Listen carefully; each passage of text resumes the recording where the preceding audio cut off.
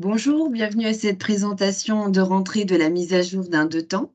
Donc, je suis Sandrine Groux, gestionnaire des comptes clients éducation et formation au sein du groupe Access. Je suis accompagnée de Sandrine Jacquet, notre responsable fonctionnel. Bonjour. Alors, le programme de cette présentation, c'est quelques rappels sur les services associés d'un 2 temps.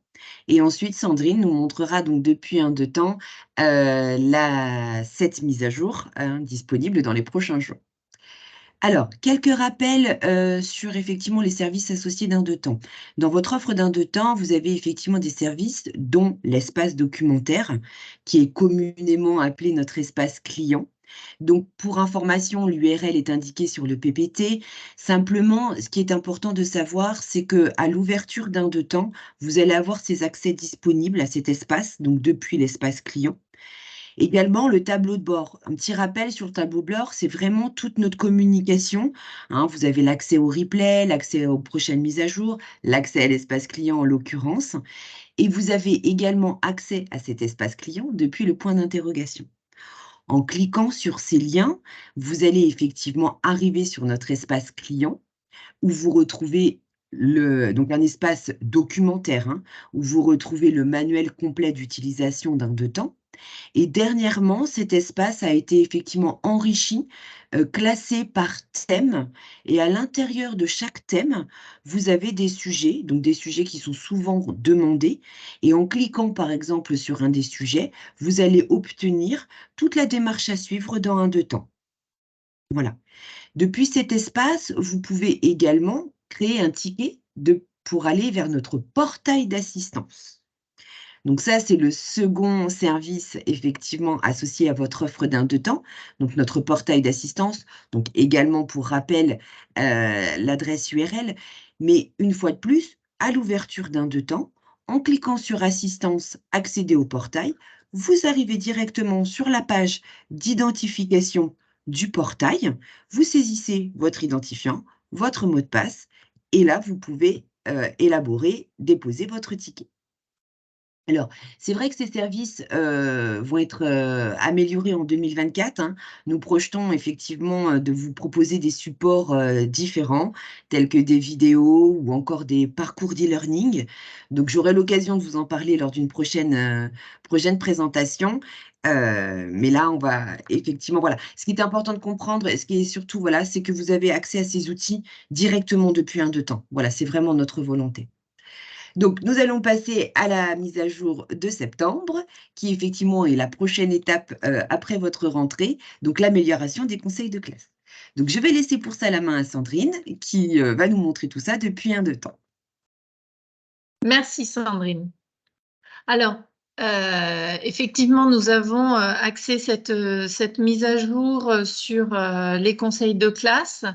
Alors, nous avons anticipé la mise à disposition de cette version. Nous vous l'avions évoqué dans des précédentes présentations pour une livraison plutôt sur octobre-novembre. Et puis, suite à des replays, justement, eh bien, vous avez été un certain nombre à nous demander de vous mettre à disposition ces améliorations plus tôt pour que vous puissiez planifier en avance ces conseils de classe. Donc voilà déjà le pourquoi de cette livraison plus avancée que prévu.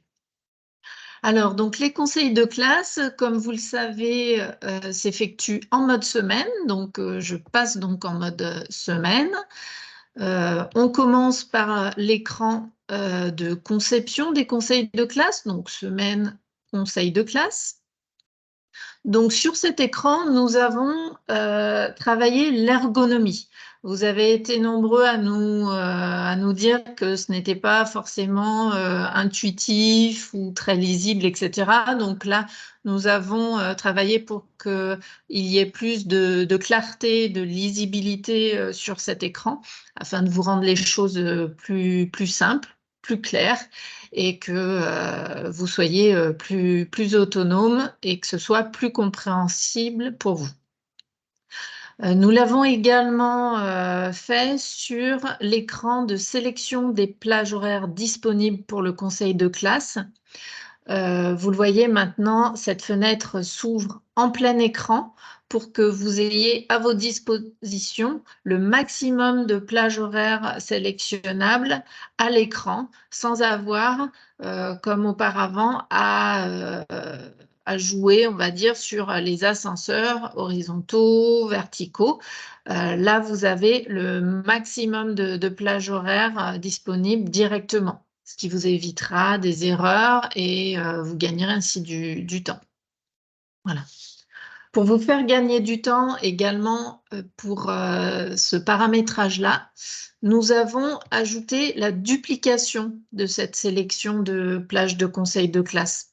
Donc là, avec le bouton dupliquer, vous pouvez sélectionner une ou plusieurs classes sur lesquelles vous voulez dupliquer ce paramétrage, ce qui vous fait gagner du temps, bien sûr, et vous évite les erreurs, puisque une fois que vous avez bien validé ce paramétrage, vous savez qu'il sera le même pour les autres classes sélectionnées. Voilà. Donc sur cet écran, l'aspect ergonomique et également on a augmenté le temps de réalisation des conseils de classe jusqu'à 3 heures. Hein. Maintenant, vous pouvez construire des conseils de cette durée si vous le souhaitez. Ensuite, sur l'aspect planification des conseils de classe, là également, nous avons essayé de vous simplifier la tâche, vous distinguer des anomalies bloquantes et les avertissements. Alors, avant, vous aviez déjà ces informations.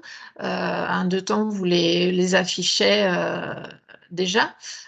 Toutefois, là, c'est la lisibilité de ces informations sur lesquelles on a accentué, puisque maintenant, on dissocie bien les anomalies qui bloquent la planification et, d'autre part, les avertissements sur lesquels voilà, vous pouvez éventuellement passer outre si vous le souhaitez. Ensuite, si je me rends sur le planning des conseils, voilà. Donc là encore, nous avons voulu vous simplifier le travail et notamment en passant par tout ce qui est affichage, visualisation, puisque nous avons ajouté des filtres. Les plages horaires de conseil uniquement. Donc là, ça signifie que vous pouvez visualiser sur votre planning désormais uniquement les plages horaires qui comportent des conseils de classe planifiés. Vous n'êtes plus, entre guillemets, pollué par des plages horaires qui seraient vides, sur lesquelles on ne met que des cours, ou des plages horaires qui ne sont utiles que pour les repas. Là, voilà, vous restreignez votre grille vraiment sur les conseils de classe qui peuvent être posés. Ensuite, vous avez également un autre filtre à votre disposition qui est le choix des niveaux et ou des classes que vous souhaitez voir affichées sur votre planning. Parmi ces classes, vous pouvez ajouter un sous-niveau de filtre qui est d'afficher les classes uniquement avec un conseil. Et enfin, vous pouvez afficher ou non ce détail ici avec détail du conseil, ce qui vous permet de gagner de la place et de, encore une fois, visualiser le maximum d'informations. Voilà, donc ça, c'est pour l'aspect consultation du planning, visualisation du planning. Nous avons ajouté une nouvelle fonctionnalité que nous avons nommée collision professeur, comme la collision des élèves dans la répartition des groupes. Donc, il s'agit de mettre en avant les professeurs qui seraient de façon complète ou partielle introduits en même temps dans 2 ou plusieurs conseils de classe.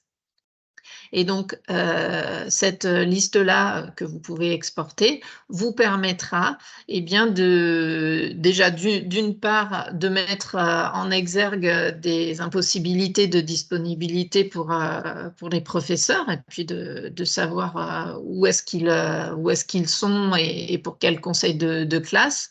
Et bien entendu, de prendre les dispositions qui s'imposent, à savoir soit vous remaniez vos conseils de classe, ou alors, si vraiment le professeur est absent, au moins vous le savez en amont et en toute connaissance de cause. Voilà. Ensuite, vous savez que vous pouvez donc d'ores et déjà imprimer les conseils de classe, donc dans Fichier, Imprimer et sur l'onglet Conseils. Nous avons ajouté une impression des conseils de classe sous forme de planning, en fonction des classes que vous sélectionnez.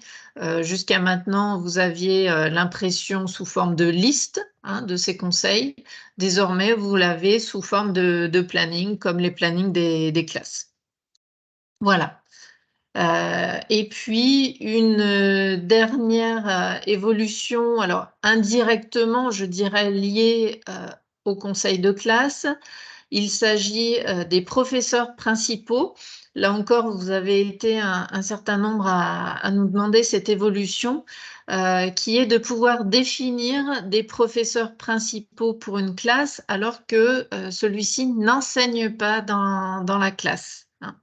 Donc le principe reste le même. Nous avons tout simplement ajouté une option tous les profs qui vous permet d'afficher tous les professeurs de votre emploi du temps sans restriction à la classe sélectionnée pour l'affectation de votre emploi du temps professeur.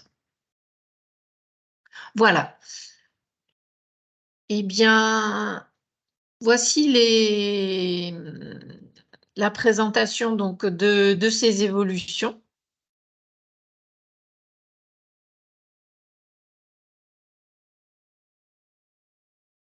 Pour ma part, j'ai fait le tour de ce que nous avons donc introduit pour la gestion des conseils de classe. J'espère que ces modifications et surtout ces évolutions ergonomiques, les collisions vous seront d'un réel ressort pour cette conception. Et écoutez, je vous souhaite une bonne journée. Merci de votre Oui, écoute. exactement. Donc merci Sandrine, hein, pour cette présentation.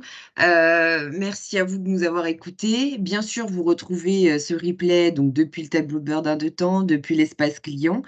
Si vous avez toutes, des questions techniques, fonctionnelles, on vous laisse passer par le portail pour effectivement, déposer ces questions.